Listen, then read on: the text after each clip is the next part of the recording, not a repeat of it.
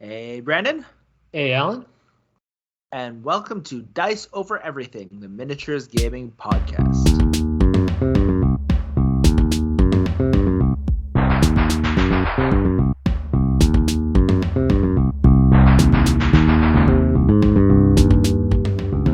So, do you ever feel compelled to do things because you're like, well, this is my identity. So even if I think this thing over here is like the reasonable thing to do, I just identify with this other thing. So I'm just going to go down this road of either like choosing this like suboptimal character for a game or just like eating this food you know is not going to be that good at a restaurant. Just like Oh my maybe God. just making shit choices because you're like, this is just who I am. Yeah, I think, yeah. Now you're making me feel sad. Done Well, so much of that, and not all of them have been good. Some of them have been good. mm-hmm. I'm a firm believer in peer pressure. I'm just Yep. saying that, peer pressure has made me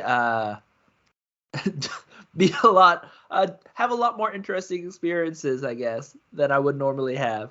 Oh, I'm not talking about peer pressure. I'm talking about the opposite, like the internal pressure of your own Oh yeah, identity. yeah, because when That they're gone, they talk to you in the back of your head like, "Oh, you should be doing this, right? Like, oh, you should shower. This has been kind of a while." So I'm like, they're "Okay, like, this I don't is know if that's in the back of their head. I think that's in the front of their head in their nose.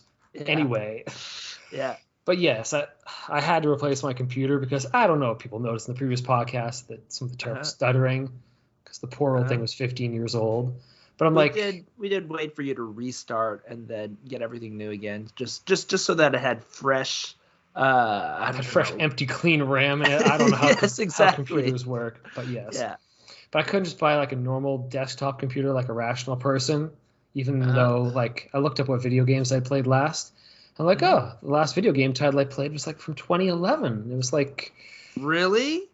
yeah, Man, are like you even a gamer? like playing Left for yeah, exactly. I'm like, no, but I've always been a gamer. How could I not go and Uh-huh. buy a gaming PC? Even though like the last game I was playing a lot was Left 4 Dead 2, which was I Mhm. looked it up and that Man, was like a long time now you're ago. making me feel like I'm a gamer because I have played just recently in the past year like three or four different games. hmm But I couldn't give up that part of my identity, so I had to spend Mhm. like several extra $100 on a video card that can The play funniest thing games. is, I no longer identify as a gamer, but Hmm. I play way more games than you. Like I bought a MacBook, which obviously you don't buy for to play video games.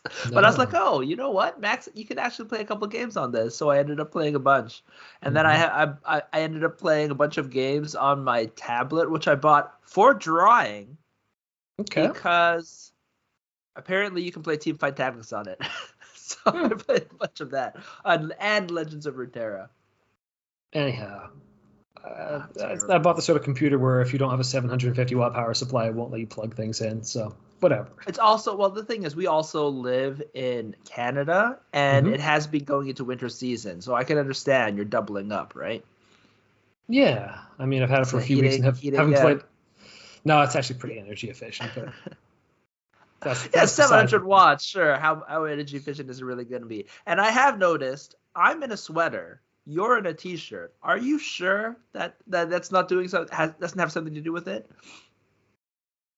No, it has to do with me sitting on top of a heater, literally, because that's just where my Oh, desk okay, fair is. enough. Anyhow, all right, on to not the Our heat, topic. Oh, that has but nothing to do with our The cold. topic. The cold is actually the Okay, topic sure, because the topic sure. is Frostgrave. Yes, so we are back to Frostgrave 101, going through all the different schools, and this time we're going to a crowd favorite, just like every single other school almost. And this one is the Necromancer. So this is your undead raising, bone throwing caster. Yeah, I'm sure I've played a Necromancer before, but I wasn't for a whole campaign, so it wasn't that Mhm. memorable. And I don't know, maybe if we go through it, I have some cool figures that could be used for a Necromancer. We'll see if we Yeah, get there's inspired to do one. definitely. It's interesting is that I feel like the Necromancer's actual spells have actually gotten a little bit. Well, I guess they've been tweaked, and I think the Necromancer is almost certainly, and along with their tweaks and their allied school tweaks, I feel like they're weaker than they used to be. I They kind of like used to be one of the strongest schools. yeah. And now there's definitely looking through the spells and things like that and seeing people play them in second edition.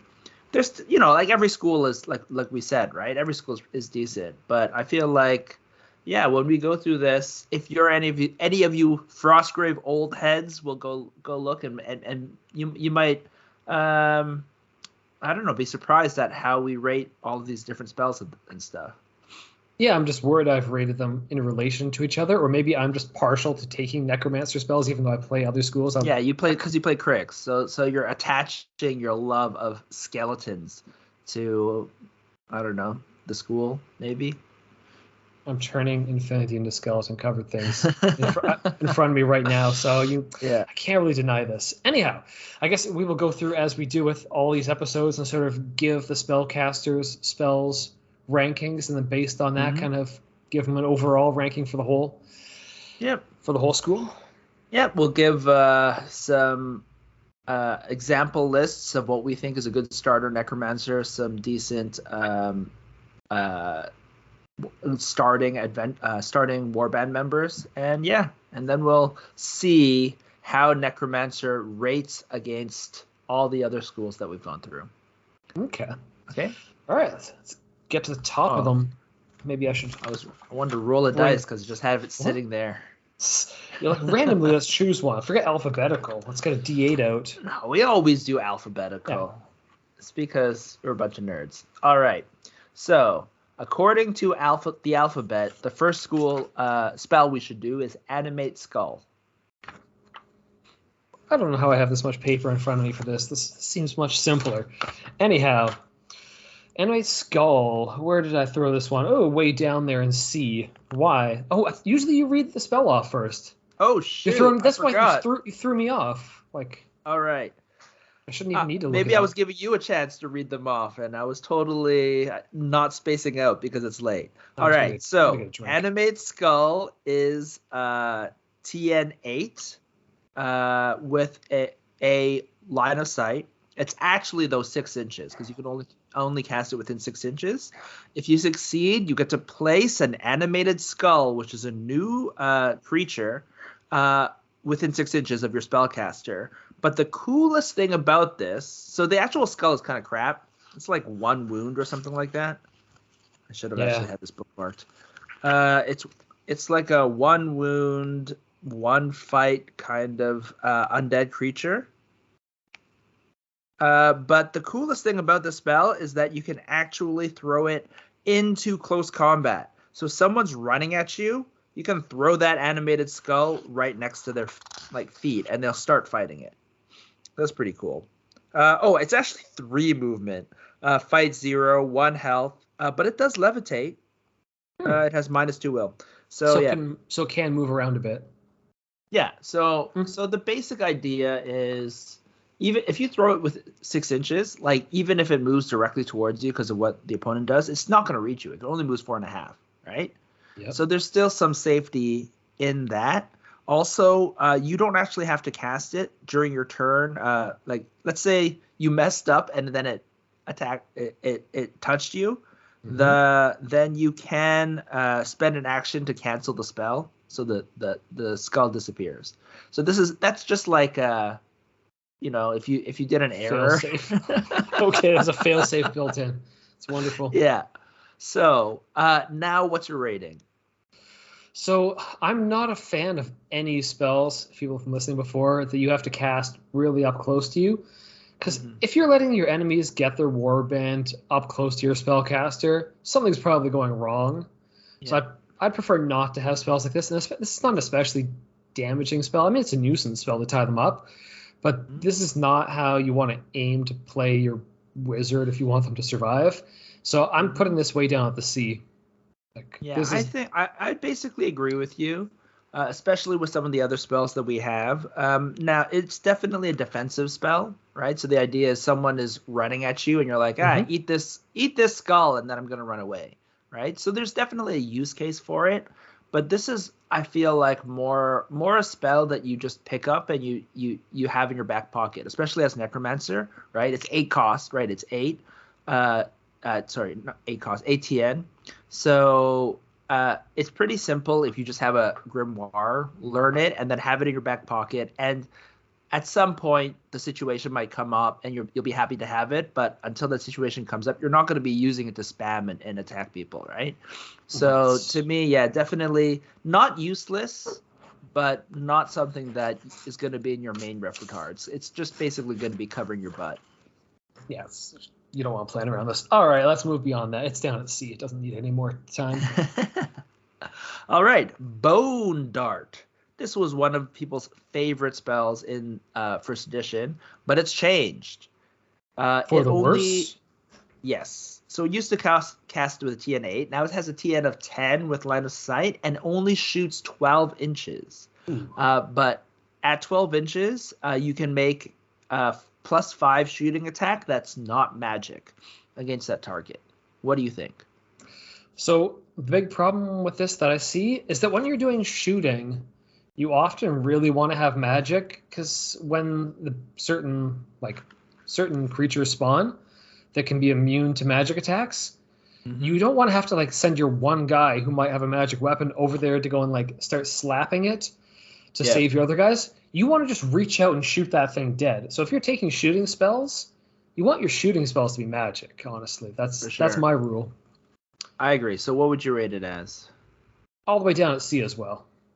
I also rated it as C. Now, this is crazy because it used to be, I think this used to be probably maybe even an A spell, because it used to cost 8. It was a TN 8, so it's quite easy for everyone to cast, but also it cast across the board, right? So just those two changes, which 12 inches is pretty short, right? And the TN 10 just makes it so much more limited, and with the inability to hit magical immune creatures, it's just not nearly as good. And then on top of that, all the other spells got better. So all of the spells that you're casting on individual guys got better. So now instead of just damaging a guy with this one, it makes so much more sense to cast these other ones that just take them out of combat, that equivalently do the same thing, but also work on everyone, basically. Yeah. Well, again, no need to keep talking about sea level spells. So sad. All right. Bones of the Earth is the next one. So this is a TN 10. Now this one, I wonder if it did get a glow up. I don't actually remember. I do remember it being kind of an interesting spell before, but it's TN 10 with line of sight up to 18 inches.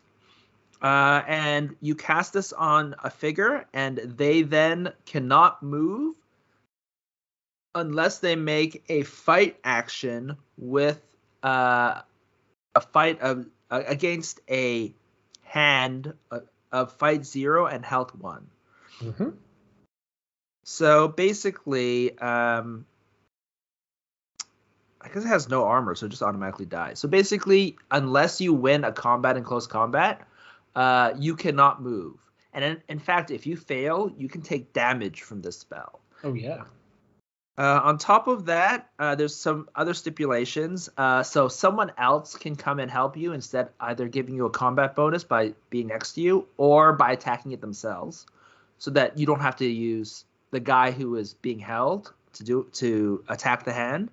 Or you can cast any movement spell besides leap, which I made a mistake. I thought that said including leap before. To get out of the hand, and then basically the hand disappears. And the last thing is you can't cast it on large creatures. Fair enough. What do you think? So in our last game of Frostgrave, I took this as a complementary spell for the enchanter I'm playing, and it turned into a go-to. Maybe just because I made the model for the hands. I have to use all these models I made for hands. Yeah. But it's kind of like an attack that keeps on giving, because with most shooting attacks or tying up attacks, they'll go off once. This attack, until they win against you, it could potentially just keep going off on them. I mean, it's probably not going to kill them because it's not that high of a fight, unless they're damaged already. But even when it fails, it still strips an action from someone. Yeah. Someone has to do something. Mm-hmm. So I was really liking it to cast it off, even though it wasn't an in-school spell. All right. So I gave it a B, but a high B, Mm-hmm. because I'm not sure that you would, because it's still only a fight 0 when you're fighting it. It does strip out an action when you do that. Like even, but if it, like I think we talked about this before, this spell kind of gets nerfed badly against illusionists who have very, very powerful spells that they're like, you're going to be drawing an action to deal with, like you're going to be drawing your opponent to use an action to deal with it. But illusionists have such good movement spells that they're not losing anything because they were going to cast it on that guy anyways, kind of Yeah, thing, right? that's just the illusionist school, though. There's lots of other schools. The only reason is because illusionist is my favorite, and literally in the campaign we're playing right now, I'm playing an illusionist, so I'm like, oh yeah, obviously it's okay. It's not a problem. No, it's good, but I'm just like, for me, yeah, sure, yeah. So I would rate it a B, high B though. What would you rate it? So it sounds like you're comparing it almost for its function to like having an extra warband member that like runs out and ties someone up, which like in terms of if you have an extra warband member with multiple health, like a zombie or something else like that, them having to fight that, it's much harder to fight it. But in this spell, this thing just appears out of nowhere. They don't have to see it like walk slowly towards them. It's just stretches out there, grabs them across the board. They thought they were getting away with like treasure, or they thought they were about to run over to that treasure. No, creature right in front of them. So I don't like it has a lot more utility, I think, than it seems to. So I'm giving it an A. No, that's fair. We can disagree. If honestly you talked it up a lot, maybe it is an A. Maybe it actually is an A. We'll have to see more. Yeah, right? When the campaign goes on. You didn't have to talk to the hand last game. The other guy on our team had to talk to the hand, and he wasn't enjoying it. We played a 3-player game, yep. Yes, we'll see how it goes. If I end up really hating it, even as an illusionist, it'll probably become an A. All right, the next one, Control Undead. So this is a TN12, line of sight. Very simple one. This is one of the control spells. So you cast it on an undead creature. If they fail the will save, it becomes a temporary member of your warband. So you control it for the entire game from then on. And I believe most undead can pick up treasure and run off. So that's good. So what do you think? So a lot of the creatures in the bestiary are undead, aren't they? There's a pretty good portion of the bestiary that's undead. Yep. So like, there's a good chance you get to make use of it. It's like a nice side spell that when those beasts appear, they're yours, and you can just amass them. So and oftentimes undead show up with multiple guys, like multiple skeletons. So true enough. So I think you're going to come across a lot of times where you can use this. I don't think it's a go-to, so I would just put it down at B. I agree. I think this is great, and this is very likely to be. You'll be very likely to like having this or be happy that you had the spell during some games during your campaign. It's the only issue is if there are no undead, this is a dead spell, right? Yeah, if you play if you play a different campaign that has like a different bestiary, maybe you got to stay away from it. But so you can also technically, if you have undead guys in your warband, you can use it to cancel people mind controlling your warband members. So that's somewhat useful. But mostly it basically comes down to whether you can cast it. Whether there are undead creatures wandering around. The good thing is there's a lot. I think besides animals, this is the most common unit type. And also a lot of the scariest low level kind of creatures are undead. Like the things we talked about, like magic weapons, right? Attacking things. The first one you run into is a wraith. Yeah. And that doesn't have super high will. Is it actually classified as undead? I thought there were some weird classes to some of the I don't beasts know. where It's they undead. seem like they're undead? Okay. It's undead, willpower +3. So it's not, they have some defense to it, right? But getting this in an early game as a creature, controlling it and rushing your enemy when they don't have magical things to deal with it, especially during the beginning of campaign, can be brutal. It can like turn around the entire game if that happens. And you're more So, intelligent than the creature. You're not going to send it at their magic weapon guy. You're gonna yes, get them in the exactly. back where they don't have any magic weapons. Exactly. So that is great. Mm-hmm. So yeah, solid B, I think. Solid support spell. All right. All right. This one is very, very common in the first edition, and I think it'll still continue to be common. Raise Zombie. TN10, so you can cast this out of game or during the game. So if you cast it out of game, you basically get a zombie creature, which I believe have they gone up +1 fight? Or am I just mixing up Rangers of Shadow Deep? I might be just mixing up Rangers of Shadow Deep in this game.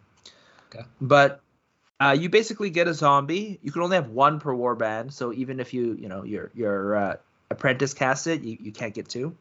But if it dies, you can bring it back with only a TN10, which is quite good. So zombies are movement 4, fight 1, armor 12, health 6.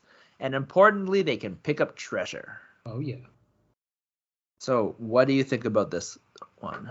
So extra warband members that can get treasure? So good. And kill your opponent? Yeah, kill your opponent, get extra warband members, and when they fall down dead, you could just bring them back near you. Mm-hmm. I don't know. This could be their best spell in this whole thing. Like, I think it's their best spell. I'm surprised we haven't talked about it more in other like schools so far. Because we put it in. We put it in as spells to use.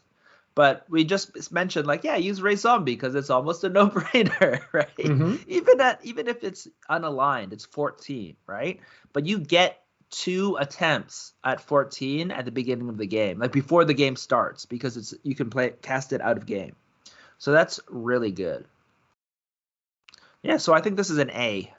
Yeah, I agree. It's definitely like this is an absolute A. Whenever you see it, it's just it's not like it doesn't feel like it's changing the game, but if you just have zombies picking up treasure, walking off, and then summoning more zombies, that's one extra guy you have on the table. So as you go on, a good thing to do is to have your zombies lag behind your guys, and then have your treasure guys pick up the treasure, drop it at the zombie's feet. The zombie is the one that books it. Yeah. And then you have more guys on the table. As soon as the zombie gets out of the table, summon another zombie. Great spell. Super good. I never even thought of that. They leave the table and you summon another one after they've accomplished the goal. Yeah. Interesting. They're so strong. Yeah. I think they're probably we'll get to the other ones when we get to the witch and stuff, but they're definitely one of the strongest kind of companions you can summon. Just because they're expendable. Yeah. Just as a zombie should be. They're exactly what a zombie. Great. They don't fight. They're literally, and I love the fact that if you read the fluff of Frostgrave, that's actually how they were used in the fluff. It's like constructs and undead zombies were basically how everyone did petty stuff, right? They're just you just summon a zombie and get them to pick up the bags and move them stuff. They were the workforce. Yeah. Yep. Yeah, it's pretty straightforward. It's just like extra crappy warband number. Like if it's just like if you kill someone just so you get an extra zombie, I don't know. The more fluff you read, the more barbaric. Like as apparently as powerful as Old Feldstad was, it did seem like a kind of a barbaric city. Yeah. It's kind of dystopian, yeah. Already before it froze. Yeah, it was good that it was destroyed by this like terrible winter. All right. Oh my god. I'm now just thinking about fluff in my head of actually the guys that destroyed Old Feldstad and turned to Frostgrave were actually the good guys. They're like, this magical city is a blight on the entire world. We need to destroy it. All right. Anyways, the next spell is Spell Eater. This is a TN12 line of sight spell. So you look at something that has a spell on it, already cast on it, like an ongoing spell. So let's say someone has cast a negative spell onto one of your guys, or they've summoned a demon that has control demon cast on it. You can dispel one spell effect, but then immediately take 1 damage. So this is basically just a worse version of what do you call that spell?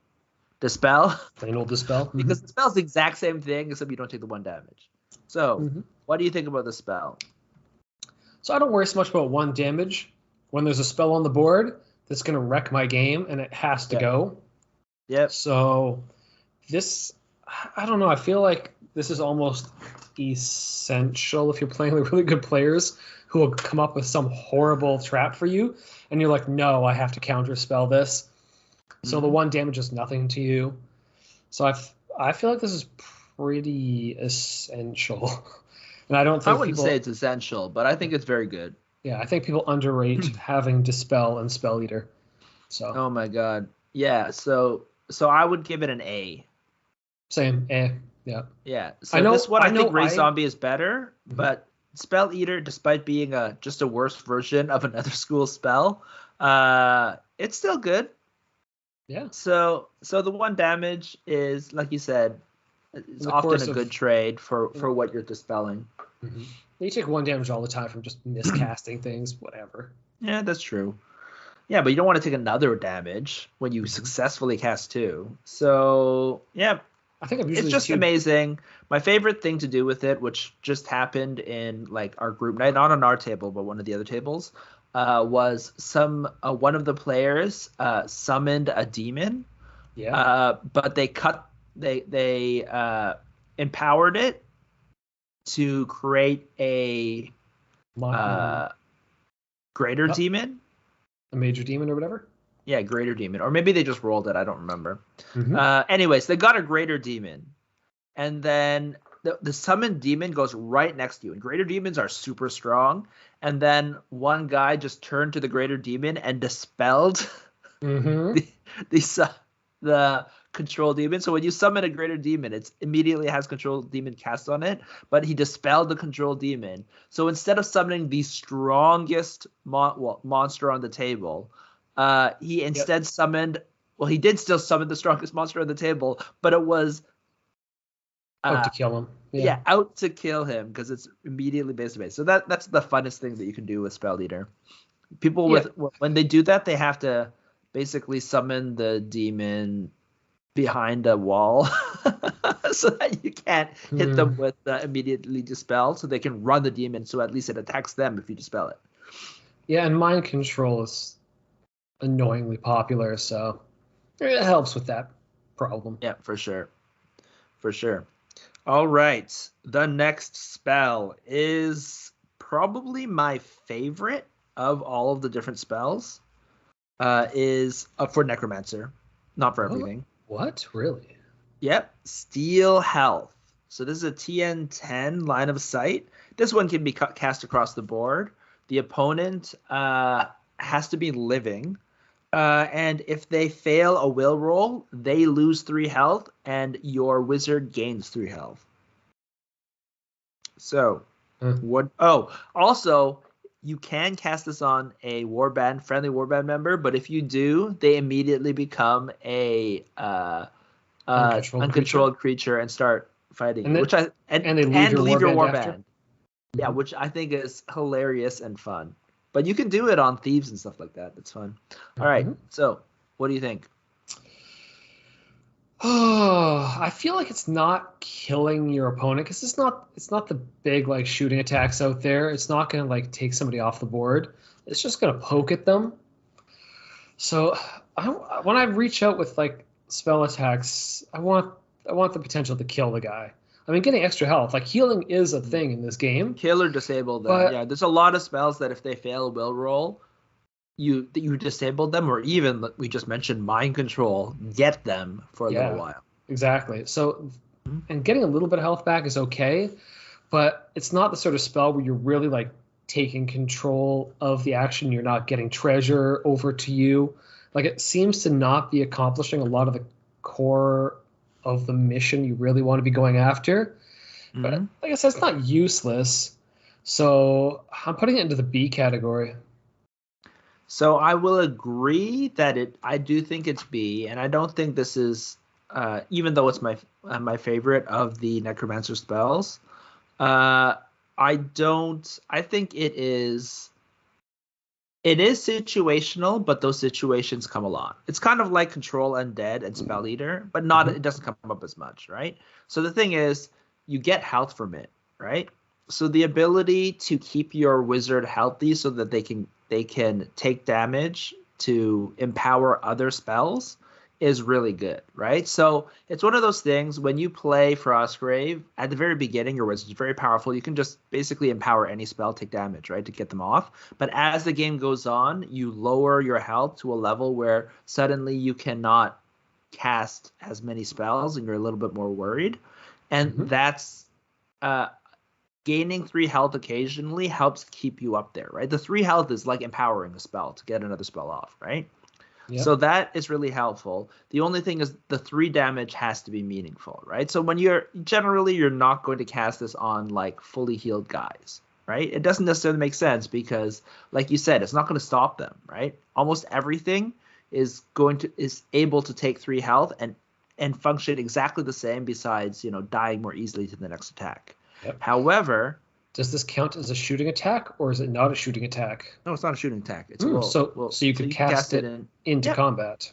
You can cast it into combat like the other spells, and it damages the other guy, which is very generally when you're casting spells into combat, you're not Hmm. damaging them. Now, of course, mind control is a much bigger swing, right? Because Yeah. you're right, but being able, first of all, it's lower to cast, so it's TN10, and then the other thing is there's often times that you get breakpoints, right? The 2 breakpoints that are important are if they're down to 3 health, you kill them, Hmm. right?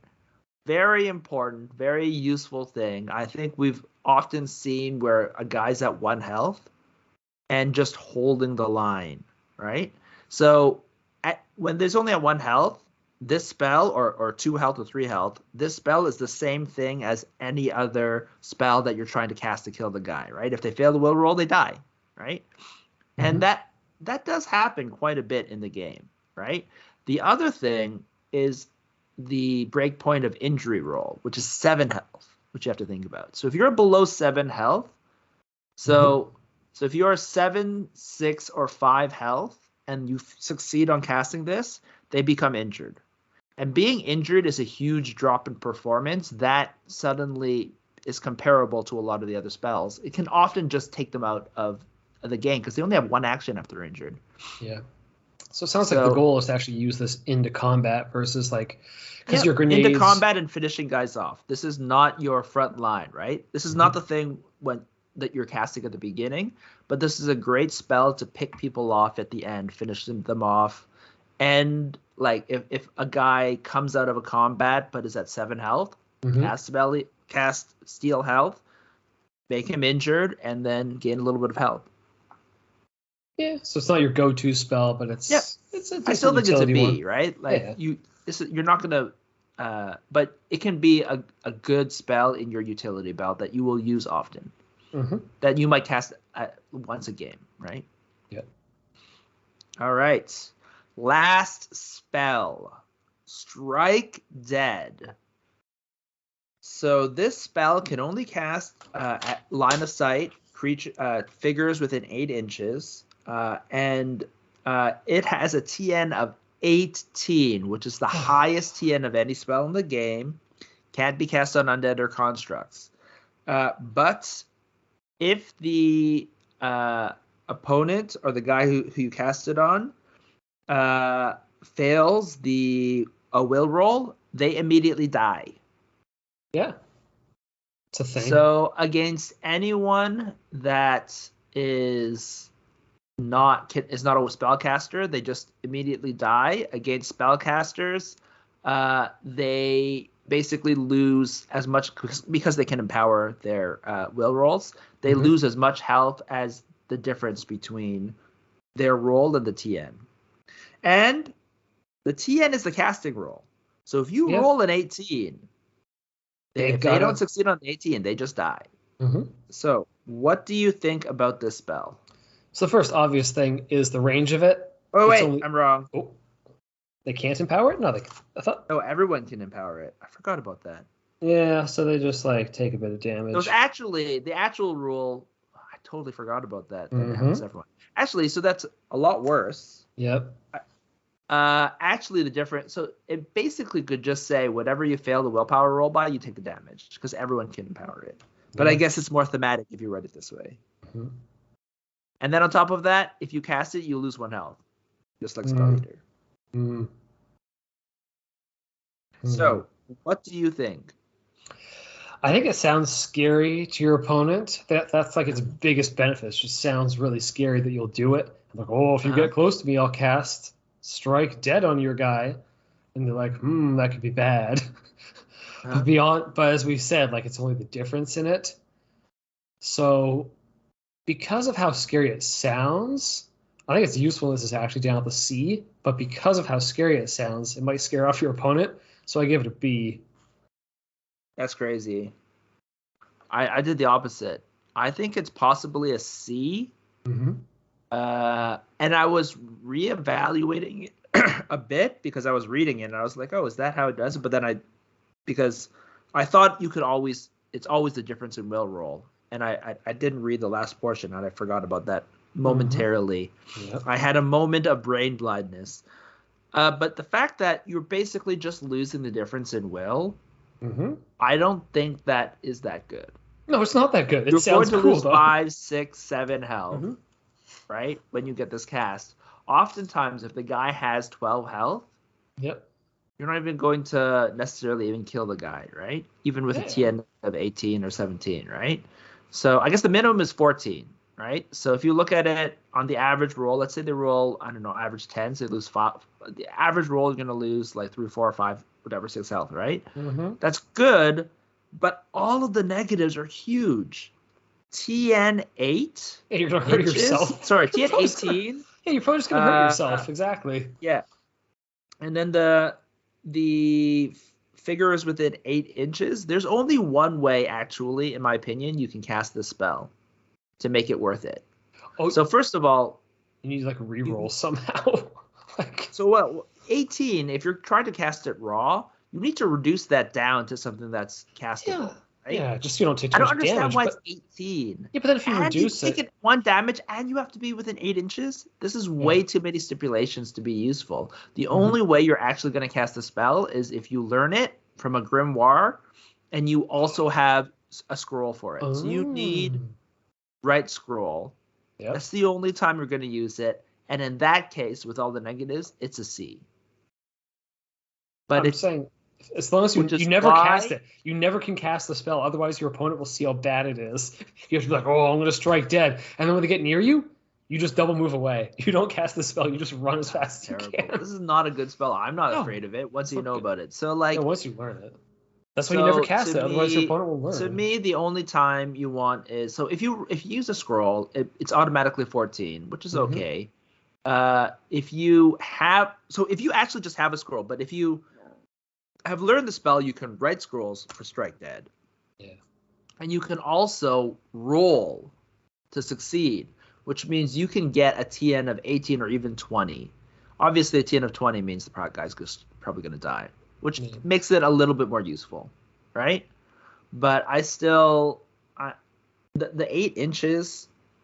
I don't know, 18. There's too many stipulations. I'd almost put this at borderline F. Yeah. If not for the fact that you can use a scroll to cast it, I would say this is an F. But if you have a scroll, it becomes somewhat useful. Maybe it's the lowest C that you can get before you go to F. That's my opinion. I'm assuming my opponent doesn't know what's going on. Yeah, but to be fair, we haven't really seen it be used. Yeah, exactly. A bunch of necromancers. See, even you forgot the rule, and you were reading it. You're like, oh yeah, that's how it actually works. So it's rare. I think we only ever saw it when we rolled up high-level wizards for one-off games. I don't think anyone tried to make a Kelvin.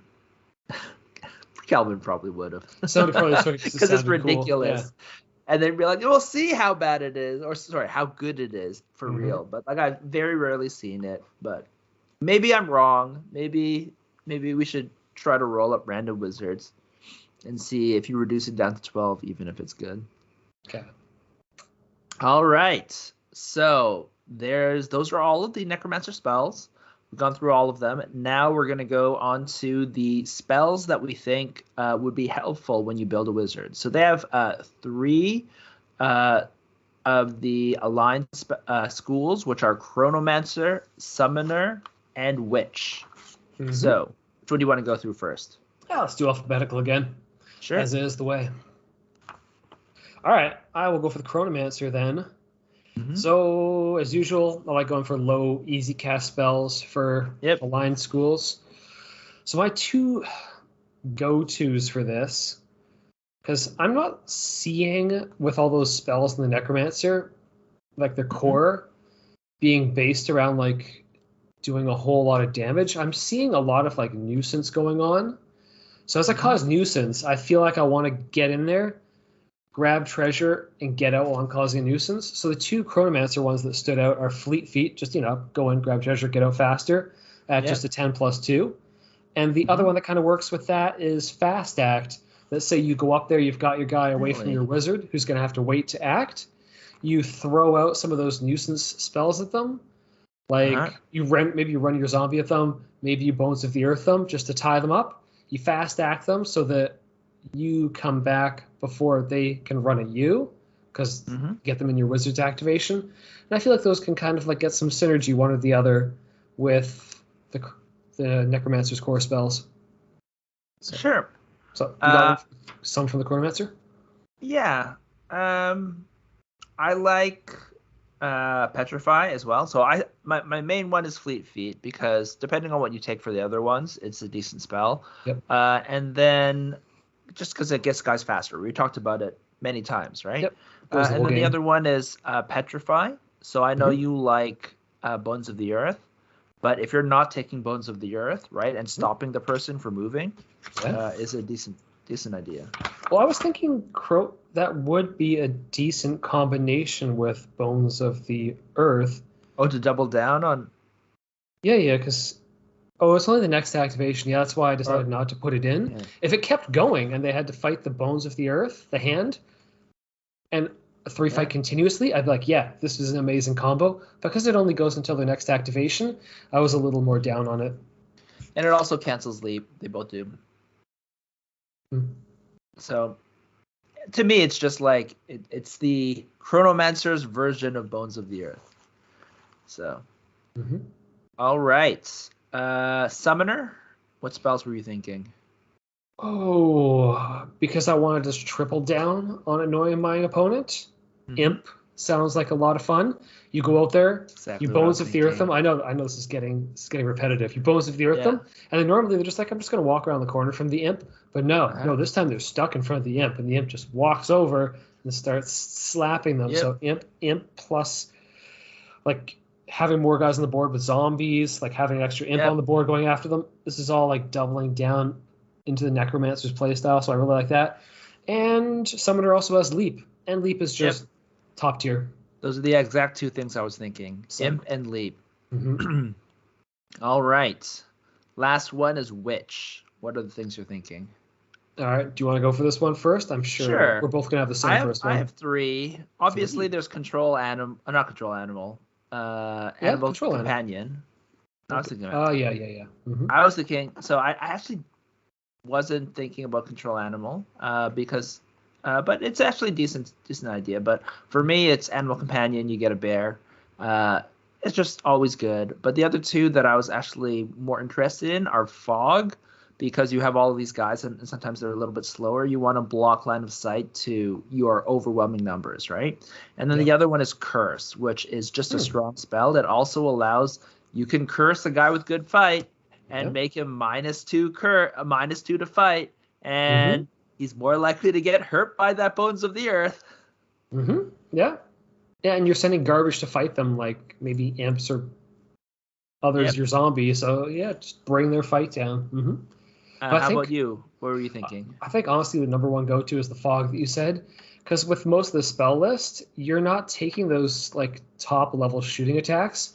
So you'd rather not be subjected to your opponent's top level shooting attacks. So putting just fog out there in front of them to stop those incoming shots, I think is probably the sensible thing to do.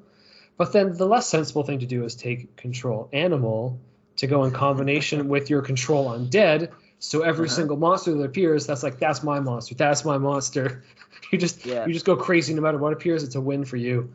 So I can see that being a fun way to go, but probably the more reasonable way to go is just fog, because it doesn't seem like you're building around a lot of shooting spells. I love curse though. Well, I know curse is my synergizes main well one. too. I would not argue with that. I just see the fun factor of taking every monster. Okay. All right. Neutrals. So, neutrals. All right. So for me, I guess I'll start first. There's a couple that I was thinking of. Right scroll is always good, even at 16 when you're getting extra rolls for 16.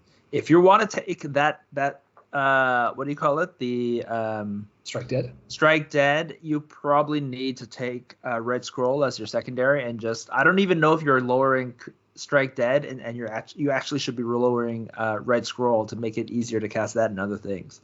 You probably want to lower Strike Dead just to make you incentivize you more to use it, but it's always a good one. Push I find is always strong, because when so the idea is basically, you're controlling people. You have a lot of guys running up, and then you have, stalling people with Bones of the Earth, and then pushing the other guys far away.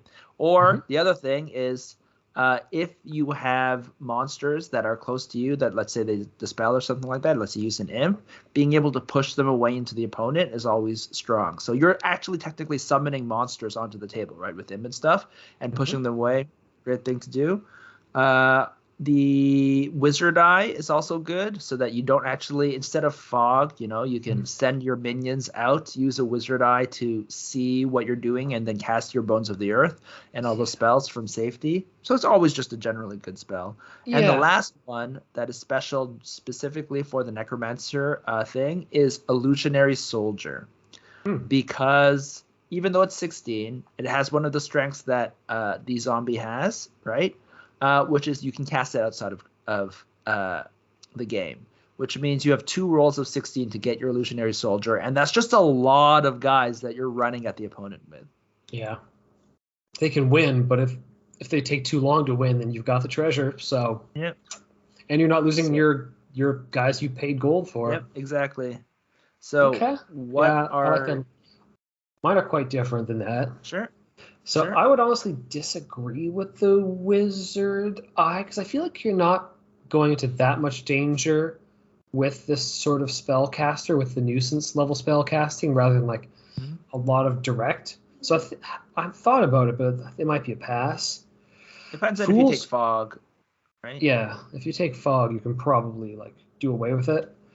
But I felt like Fool's Gold could be a lot of fun, because as you said, they go up, they grab the treasure. Okay, you tell them no, you drop it, then you send all your garbage minions to jump on them, and then you also Bones of the Earth them afterwards. Yeah, you just send your garbage on top of them, so that you don't have to fight them and win to get the treasure off of them, because that would take good soldiers to fight and win. Yeah, you want to use your garbage and get the treasure out. So Fool's Gold seems like it plays into that really well, and it's only a 10+4, so it's castable. 14. It's castable.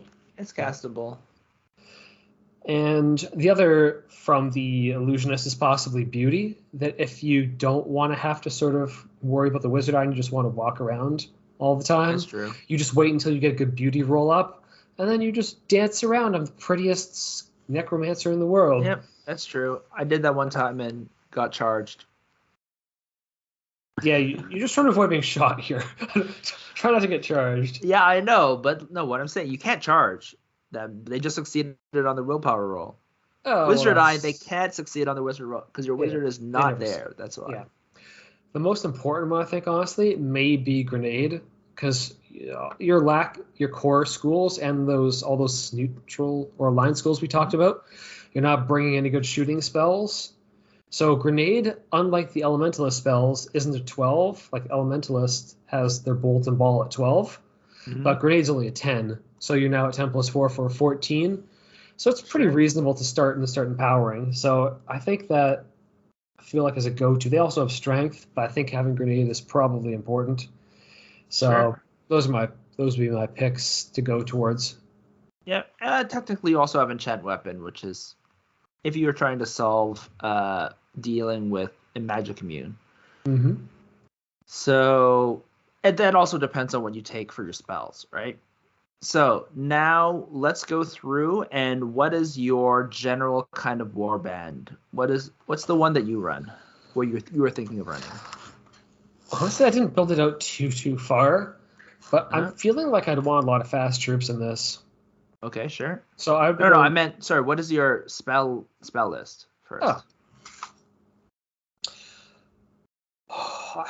I feel this isn't subtle because I'm just going to all of the A's. Sure. But I would just go with their spells: Bones of the Earth, Raise Zombie, and Spell Leader. Like those are their A spells we talked about. Yep. So I'm going to their A spells. And then what's the spells that you support those with? Oh, so probably Fleet Feet after that from the Necromancer. Imp, because I want to annoy my opponents, not because I want to win. I know Leap is going to make me win more, but I'm like, I want to deliver the annoyance. So Imp. And then what we talked about in terms of if you actually want to win with the Witch, you probably want to bring the Fog to play into your game plan of blocking a bunch of their shooting. Sure. Then from the two neutral schools, I would go with the Grenade and Fool's Gold because I want to play into this. Interesting. All right. So mine is actually quite different. So I had the idea of spamming guys and also stopping them. So I feel like I spammed guys. Come on. Yeah. So Imp I had that's zombie. not. So so I had Bones of the Earth, Zombie, Control Undead. So, and then for Chronomancer, Fleet Feet, Summoner, Imp, Witch, Curse. So, and then the last two are Illusionary, Soldier, and Push. So as we talked about, lots of different guys on the table. Bones of the Earth to stop people from running away. Control Undead is actually there, first of all, to get more guys. Second of all, a lot of the monsters that are immune to magic are undead. Yep. So Control Undead is actually there to try to stop them from actually killing my warband, because you see I don't really have a lot of things to kill them. To back up Control Undead, because oftentimes the even stronger ones like Vampire are high will, I put Curse in. So you can curse them and then try to control them. Then the other things are push, so that I can back out. So if anyone gets close, I can push them. Also, if my imp gets, I don't know, whatever thrown towards me because of transpose, I can push them away. Yeah, it's just imp. Just cast another one. Push them. Yeah, push them to the enemy. Just cast another imp. I'm sure. I don't think you can cast an imp to dispel it, does it? You can only have one imp on the table. I think it makes it goes away. I think it makes it go away. No, it doesn't necessarily go away. I think it means you can't cast it. Unless it says that it dispels the first one. Where's our imp? No, the first imp immediately vanishes. It does vanish. Most of the other ones, just you can't cast the second one, but this one, yeah. So you can make the other one vanish. Okay, that's not even that bad. You can also I only double down on more guys. Yeah. So that's what and then the Fleet Feet to get there. Now, so the general idea is Bones of the Earth stop them, then you can curse them to make them even weaker. Then I wanted to put in Steal Health as well to steal their last bit of health, but I thought Control Undead and Zombie were more important. So yeah. Yes. I like that route as well, where you control. We talked about that. You control every monster that appears on the table. That's. Yeah. Now, what about the Warband members? I guess I'll go first since you went the other one. I chose a Treasure Hunter, and a Ranger, and an Apothecary. Although maybe I should put in Man-at-Arms, actually. I'm going to change that. Originally, I went Man-at-Arms, then cross it up, put Apothecary. I'm going to go back to the Man-at-Arms. The idea with the Treasure Hunter and Ranger is that because the warband I chose is it doesn't have Leap or the other things, it just has the Fleet Feet. Yep. You need people who are fast, basically, to get to the treasure to stop them. Like you can slow the opponent down with a bunch of the other stuff, but you don't have as much manipulation on that because you're just trying to spam them out. So you need faster guys to basically make it. So that's why I put Treasure Hunter. I was thinking of like triple Treasure Hunter as a thing, which might be good as well. Or Treasure Hunter. What's the last one? Not the Marksman. The Tracker. The Tracker. The Tracker has low fight though compared to the Ranger. Has two, yeah. They're just fight. fast, so they can pick up treasures. Yeah. All right. What about you? Oh, I'm just looking at these. I'm like, the Ranger only has one less fight than a Treasure Hunter, right? What? The Ranger only has one less fight than a Treasure Hunter. So I might be inclined to just go Ranger, and then because I've used up more points, just go down to an Infantryman for the third one. Infantryman is too expensive. You mean the... Oh, no, Infantryman. It's 50. It's 50. 50 gold. Yeah. The one that you love. That I hate. Because it can just like... crunch. Because it has fight 3 and a 200 weapon. Yeah. I was usually playing with like ways to buff its like damage output, but in this case you're not doing that. So you got 50 points. You got 50 points. It's fine. Bring it. It's good for guarding your line at the very least. All right. After all that, what do you think about the Necromancer overall? I don't feel like you're gonna lose, but a lot of the other ones we were talking about, you see a very like clear path to victory, where you just either crush all their guys off the table, you get the treasure away from them, they don't get to do anything. This, you've got a game plan, but it's not like a crushing game plan. So I would just go for a B on this one. Yeah, I'd say it's a B. I think it's weaker than it used to be, which I think it used to be an A with all the different spells and buffs that they used to have. Yeah. Like Bone Dart is really not good anymore. No. And so and the other support schools, a lot of their support spells got balanced, so they had a lot of things that you could cast to help them. They would always take fog, right?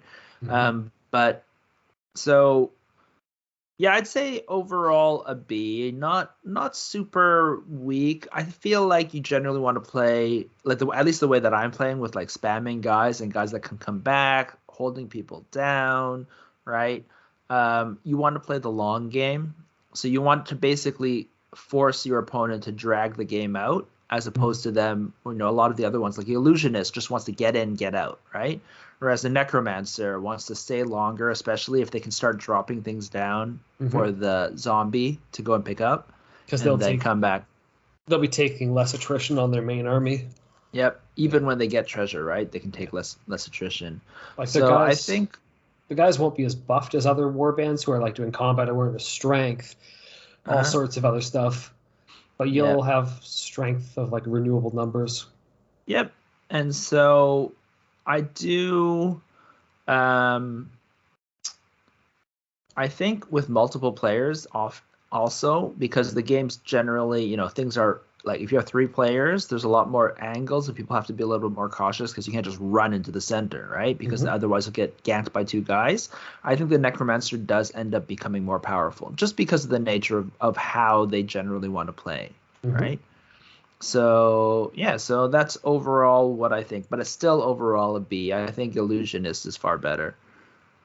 Yeah, I don't think you're going to feel like you're handicapped, like you have a huge handicap. And you're going to lose playing this. But you're not going to... Even like against a elementalist who can create walls, which can be a big issue, and also throw fireballs. So, like, they can force you to lose the attrition. You take a whole pile of guys and then they fireball them all. It could get bad. So I feel like, some of them are a little bit stronger just because of what they have. All right. Well, that is the Necromancer. And I think we're past halfway, right? We've done 5, haven't we? Yeah. 1. I'm just looking at the ratings Necromancer, I put down. Illusionist, Enchanter, Elementalist, and Chronomancer. I'm seeing ratings. Oh yeah, 5. Down for 5. You're right. So we're actually just finished halfway. So yeah, so we've been going on a pretty good clip.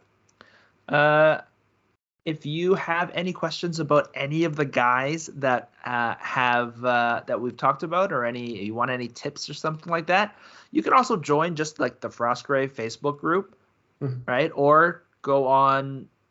Sometimes I post on the what do you call it, Reddit as well.